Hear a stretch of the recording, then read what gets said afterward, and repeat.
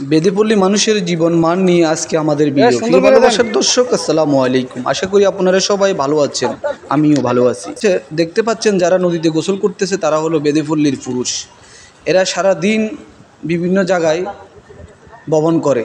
বিভিন্ন ধরনের পুরুষদের কাজ হলো তারা হরেক মাল বিক্রি করে এবং সাপের খেলা দেখায়, এবং মহিলারাও একই জিনিস করে, সাপের খেলা দেখায় এবং বিভিন্ন ধরনের তাবিজ তুমারের কাজ করে। দেখতে পাচ্ছেন এটা একটা শীতলক্ষ্যা নদী। শীতলক্ষ্যী নদীর তীর ঘিরে তাদের বসবাস। এদের বসবাস হলো নদীমাতৃক এলাকাগুলোতে। এরা এক একটা জায়গায় 2 মাস 3 মাস বসবাস করে। আর এরা এ কারণে নদীমাতৃক জায়গা বেছে নেয়, কারণ তাদের গোসল করতে তাদের জন্য সুবিধা হয়। এই বেদেপল্লীর মানুষের স্থায়ী ঠিকানা হলো সমতল জমি, এবং যেখানে মানুষ খুব কম চলাচল করে, এবং সরকারি খাস জায়গা এবং নদীর পাশে কিছু জায়গাকে তারা বেছে নেয়। এরা হলো যাযাবর গোষ্ঠী। কেউ বলে বেদেপল্লী, আবার কেউ বলে বাদান্নি। এক এক জায়গায় এক এক নামে পরিচিত তারা। দেখতে পাচ্ছেন এরা এখানে গোসল করতেছে খুব সুন্দর মনোরম পরিবেশে। আমরা এর পাশে নদীর অসাধারণ ভিউগুলো আপনাদেরকে দেখানোর চেষ্টা করতেছি। এই যে এখানে যাদেরকে দেখতেছেন এরা হলো বেদেপল্লীর বাচ্চারা।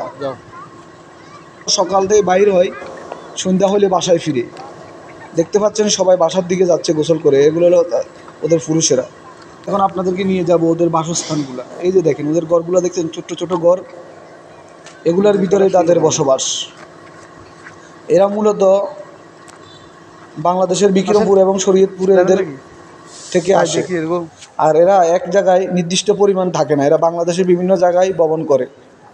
মূল কাজ হলো সাপ দিয়ে খেলা দেখা, বিভিন্ন ধরনের টোক্কা চিকিৎসা করা।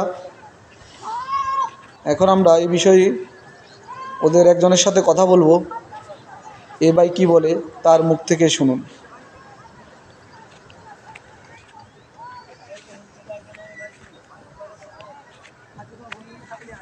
কি অবস্থা আপনাদের? তো আপনারা যারা আমাদের ভিডিওটি দেখতেছেন, লাইক করবেন, কমেন্ট করবেন, শেয়ার করবেন। এই যে ভাইটি কি বলে শুনুন তার মুখ থেকে।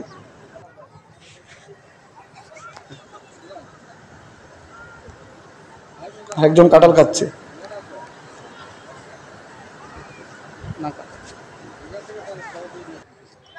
একটু কথা বলি। সবাই কি আপনারা সবাই এক কমিউনিটির? না ভাই, 2 জন লোক আছে এখানে। এরা আর এরা কি আলাদা? বিক্রমপুরের লোক আছে আর আপনাদের শরীয়তপুরের মুন্সিঘাটের লোক আছে। এরা কারা? লোক আছে বিক্রমপুরের। বিক্রমপুরের লোক।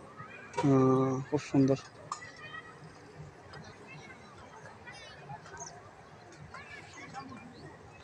এমনি সবার সাথে সবার কি মিল আছে না ঝগড়া টগড়া হয়? আর ভাই এক ফ্যামিলির লোক, আত্মীয় স্বজন আছে। কারো মামা কুল আছে, কারো চাচা কুল আছে, কারো